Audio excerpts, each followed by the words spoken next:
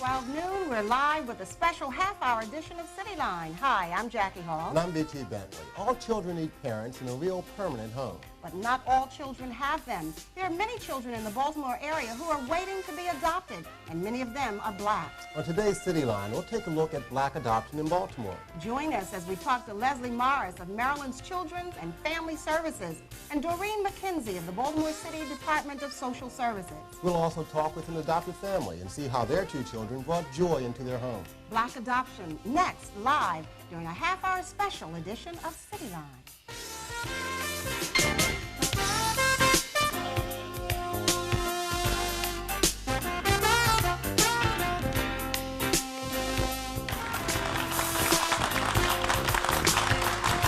Good afternoon and welcome to City Line. The first thing I have to say is Happy Mother's Day. Oh, my heavens. Thank you, B.T. Got something special planned? Well, yes. Not only am I a mother, and I'm, of course, celebrating that, but I have to celebrate with my mother as well. Okay. And Happy Mother's Day to all of you mothers out there. This is a very special day for the chosen ones. That's right. And I think the topic that we have today is most apropos. Indeed. We're talking about black adoption. And last week, I had the opportunity to meet with Katie and James Bird and their two children, Lisa and Stephen, who are both adopted. BT took our City Line cameras into their home to show how adoption has changed their lives.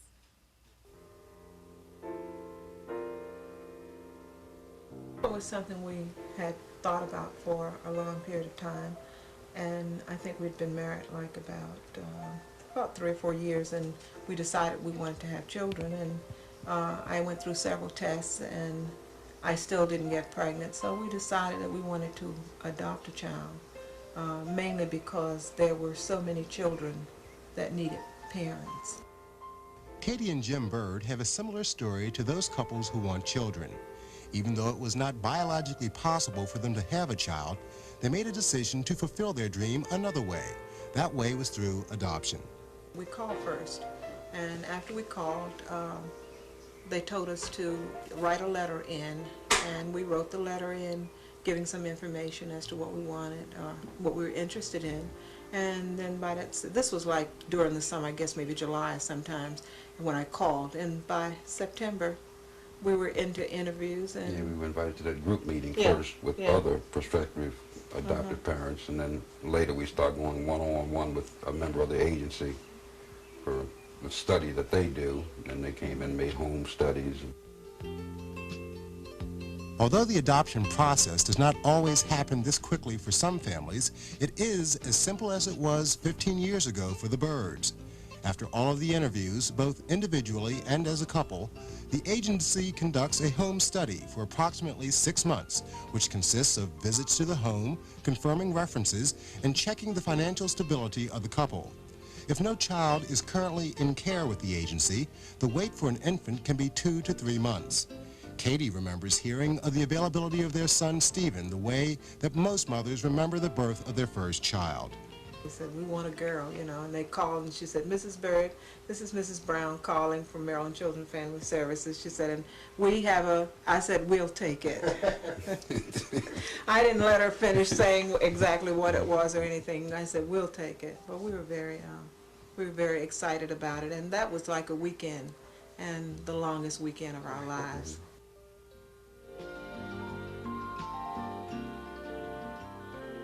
For Katie and Jim Bird, one of the happiest days in their lives was in January 1970, when they brought their son Stephen into their home. 2 years later, in March 1972, the Birds got their wish for a baby girl. When we went out to get Stephen with the agency, we said that we were still interested in a girl, and we'd be back in a couple of years. And they sort of drafted us with Lisa, because they contacted us and said, we have a darling little girl that needs a home. And we went out and took a look at the pictures, and then a couple of days later got to meet her. And that was it. She's been my baby ever since. Today, Stephen and Lisa Bird are teenagers. The Birds have been their parents since they were just a few months old. Since they have always known of their adoption, they are able to be very candid when talking about it. No, I don't have any desire to know what my biological parents are because I'm happy with the ones I have. I feel good that somebody chose me to be in that family. Same goes for me here. I feel special that he chose me.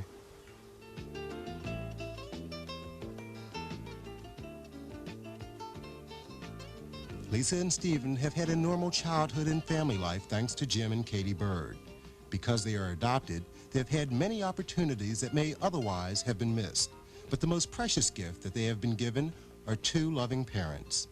I enjoy my children, and I feel that it's just made a difference having them. And I would just say to any couple, if they don't have children and they want a child, I would suggest going through the adoption process.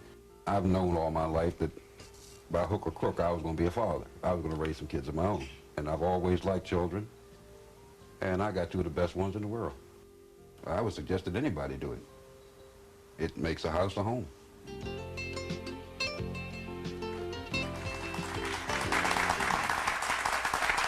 That was a brief visit to the Birds, and as they talked about the joy that adoption has brought to their homes, we'd like now to turn to our guests. We're going to tell about the process of perhaps others who are interested in adopting children. Our guests are Leslie Morris, who is with Maryland Children's and Family Services, and Doreen McKenzie of the Baltimore City Department of Social Services. Welcome to City And we'd like to invite our home audience into the conversation by calling us at 481-1313. Now, the Birds talked about the joy and the fact that adopting the children had made their house into a home. What about those who are considering the same thing, Leslie? What about that adoption process? Okay, the adoption process is rather lengthy because we are very selective, of course, about families that we place children with. Basically, the adoption process consists of joint and individual interviews, home visits, interviews with personal references, verification of employment, and then a final interview. Is this regulated by an agency, or is this something that's unique to your agency? This is something that is unique to our agency. We are a private agency. Doreen, can you tell us something, pardon me, a little bit about the adoption process in Baltimore? Well, we are a public agency, and our agency has to meet Maryland criteria for the adoption of homes. Our home study process consists of calling the intake number, as well as coming to an information meeting. The actual home study process consists of group home studies, and at that point we look in terms of doing group home studies or individual home studies. You know, a lot of people may very well want to adopt, but there are some adoption myths, aren't there? Sure. What are they, and dispel them now, Leslie? Okay. I am more interested, of course, in reaching the unmarried adolescent who may not want to raise a child. While the majority of girls do keep their babies, there are some girls who do not wish to raise their children and do not know that adoption is an option, or if they are considering adoption, may have some myths about adoption. Number one, with a private agency such as ours, children do not remain in a foster home or pre-adopt home for a very long period of time. Most of the infants that are placed with us are placed in permanent adoptive homes by the time they are 3 months old. But do you have to be rich? Do you have to own your own home? And then do you have to be married even? No, these are all myths that we as the Department of Social Services are trying to break. You can be a single parent, and either male or female, and decide to adopt. You can be divorced and adopt. You can have other children. You don't have to have a lot of money in the bank. You don't have to own your own home. You could live in an apartment. These are all myths. You don't have to be a young person. We look at those people in their 50s or late 50s, and we look at the age child that they're requesting. If you are an older person and would want to request to adopt an older child, a teenage child, we take this seriously in consideration as well. So what is it that you look for that's most important in terms of placing a child? What do you look for in the home? Well, one of the things we look for basically is emotional maturity and the ability to love. And of course, these are the main factors. And because our agency is concerned very very much at this point with the waiting needs and the waiting for the older children. We are looking at very special people at this point. Well, let me just interrupt, though. How can you determine that a person is emotionally mature and able to love? Over how long a period do you chart that person to determine that? Can't they be able to put the best foot forward? Well, we do very in-depth home studies. We prefer the group home study because we are able to provide a very special educational component in that. We have the adoptive parent that has adopted the older child to come to speak. We have experts in the field of child psychiatry, developmentally disability programs, and people from the special ed to come and talk to these people. We look at how they have parented their own child. We look at their references, people who know them, and talk with them. Okay. We've got some additional points that we want to bring out during our discussion. We invite you in again at 481-1313. We'll take a break and come right back.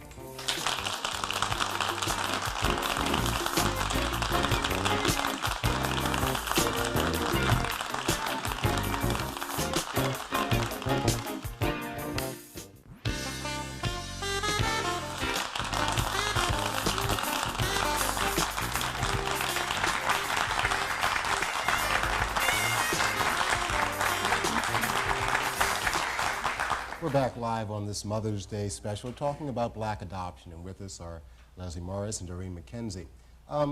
There's a big difference between finding adoptive parents for babies as opposed to finding them for older children. What kinds of things, or what kind of numbers are we talking about? Do you have, are there babies in reserve as compared to older children? Well, I think that in general, girls are just not relinquishing their babies for adoption. Say 15 to 20 years ago, girls were relinquishing their babies for adoption quite frequently. The demand certainly exceeds the supply.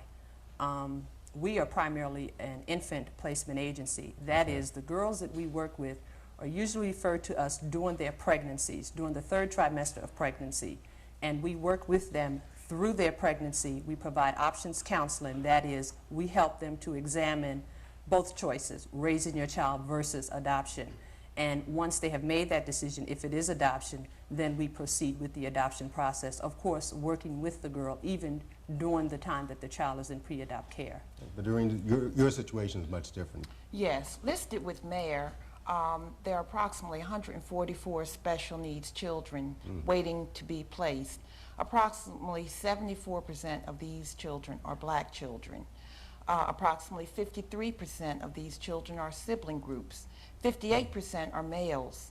43% are 6 years of age and older. That makes our problem a little bit more specific. We are looking at for very special parents willing to take the older child into their home. Okay, we have a question from the audience. Good afternoon. Good afternoon. Actually, I have 2 questions, and my first question relates to something that you mentioned, and that's that you seem to have more boys than girls. Could you shed some light on why that happens to be?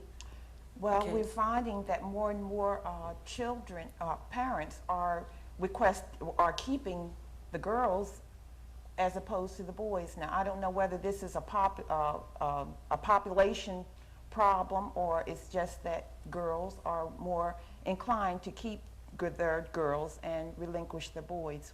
I don't think there's been a study to determine exactly why this is.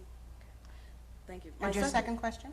My second question has to do with sibling groupings, because you mentioned that you did have some older children that were brothers and sisters. Yes. To what extent are you trying to keep them together, and under what conditions do you decide to break them apart? Well, once the home study begins, when the decision has been made to keep them together, the home study process and our selection in terms of looking at the adoptive parent, this is made very clear to that prospective adoptive parent that this is a sibling group and that they must remain together. Only if the closeness and the relationship between the siblings are destructive and it has been ascertained that it's necessary that they be separated, then we look at that. Thank you for the questions. What then is Doreen, what is the future for an older child that doesn't become adopted? Well, I think that in the past, the future was very bleak. Presently, we have several organizations working to help alleviate and to place these children. Baltimore City Department of Social Services has entered into a joint program with Family and Children Services, which is a private agency. That program is called Room for One More, and Room for One More is looking in terms of studying those parents willing to take older children into their home. All righty, let's take a call from home. Hi, you're live on City Line. Yes. What is the problem with the for mixed couple to adopt? Very good question. Either one of you.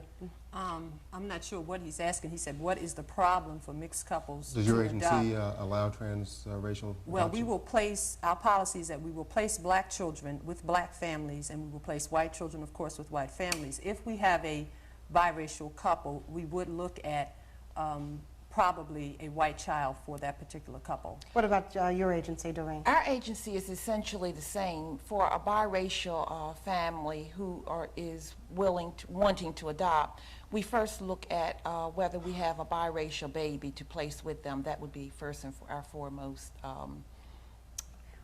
criteria. Well, you know, the situation with the Haas family kind of brought to light whether or not white parents can adopt black children and whether black parents can adopt white children. Is that being allowed? Well, our agency is stating at this point, and our philosophy is that we should look at the same race for that child, so that we will exhaust every facility whatsoever to place that black child with a black family. What's the rationale? The rationale is for cultural reasons, racial identity, and for the emotional health of that child, just to keep that child within that race. If all other resources fail, then we would look at possibly another race for that child. All righty, we have another call from home. Hi, you're live on City Line. Do you have a question or a comment? I have a question, please. Go ahead, please. Okay. Okay, you will have to talk directly to us. Please do not listen to your television. Okay. First of all, I'd like to say good morning. Good morning. And I have always wanted children, but due to health reasons, it would be impossible. I was wondering if persons with health problems, or maybe severe health problems, will be able to adopt children. Okay. I think it would depend on what the health problem is. We do have some couples who have some minor medical problems, but someone with a terminal illness, I think we would have to, you know, evaluate that more thoroughly. Sure. Would you care, caller, would you care to share what your health problem is? Yes, Jackie. As a matter of fact, I was on your show a few months ago. I'm Yvonne Turnitsy calling, and we did speak about that at one time. I have systemic lupus, and while I am in control of it as right now, the point is that I have now been a dialysis patient, and I am going to consider a kidney transplant in the near future. Okay, let them respond. Hopefully things work out with that. The lupus itself is now going into remission. All righty, let them respond to you. What about the case of lupus? Okay, what we would do in that particular situation is ask for a letter from her particular doctor asking for a prognosis. Okay. Our agency would do approximately the same thing. We would look more in depth into the illness, talk and be in very close contact with the doctor, and ascertain whether this parent person requesting to adopt would be able to parent. All righty. Thank you for the call and good luck to you. Thank you. All righty. Bye-bye. Exactly what sort of thing should, this is a major step, what sort of thing should be considered by a parent or parents looking to adopt? Okay, I think you're asking what we look for also during the home study. What should they consider? What sort of thing do they look to in terms of responsibility, in terms of changing their lifestyle and so forth? Okay, those are the kinds of things that we focus on during the home study. Okay. When a couple comes to us to adopt a child, one of the things, of course, that we ask And unlike Doreen, our home studies are more therapeutic than educational. In other words, we help couples to look at their motivation, to look within themselves, why they're adopting, what their marital situation is like now, how a child will change their marital situation, how they feel about search. How would they feel if their child wanted to search for his or her biological parents? Those are the kinds of issues that we focus on. Have they come to terms with their own infertility? Because in order to parent a child not born to you, you have to first accept that you can't have your own. And that's a real important issue during a home study, and we look very closely at that. And of course, as Doreen also mentioned, we certainly require that a couple be mature and be willing and able to deal with some of the issues that are unique to adopted children. Okay, we're going to try another call from home. Hi, you're live on City Line. Yes, my name is Mrs. Craig, Sheila Craig, and we adopted a daughter from City Lines. And Mrs. Morrison, Mrs. Leslie Morris was our social worker. And she really was great when she did the home study with us. And we already had 3 biological children, boys. And we wanted a girl, and now we have Shannon.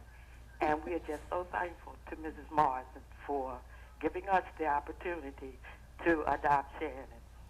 Look, the Birds whom we featured in our video package talked about the joy. Can we assume that there's an awful lot of joy in your voice today? Yes, there is. Shannon is the greatest kid in the world.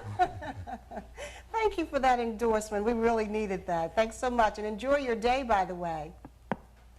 In response to that, the Craigs do have 3 biological boys. They're a very special family. They wanted a girl. After they had their 3rd child, they were unable to have other children, and of course they wanted a girl, and the only means by which to have their girl was through adoption. Most of the time, we only look at childless couples, okay? But they were very special, and we placed Shannon with them because we knew that she would be special in that particular family. She's the only girl, the center of attention, and the Craigs certainly met all of our requirements. So while we do have requirements, we also look at individual circumstances within a family. I'm assuming here that Leslie's situation is very different from what you see in Baltimore City. Yes. What kinds of progress are you making? Is there any hope for a significant number of these children, older children, waiting to be adopted? Yes, as I mentioned before, Room for One More has been in the making, and of course there's another organization, the Black Adoptive Recruitment Network, who's not quite a year old, just became a year old February of '85. We have become very instrumental in the outreach in terms of finding the family, the special families for our older children. And we are working with them. We are doing recruitment at malls. We're finding that our work with the churches has been very instrumental in reaching out and finding these special families. Okay. Thank you both for being with us. You've shared a lot of great information, and hopefully some folks at home have gotten some good ideas. We'll be back in just a minute. Please stay with us.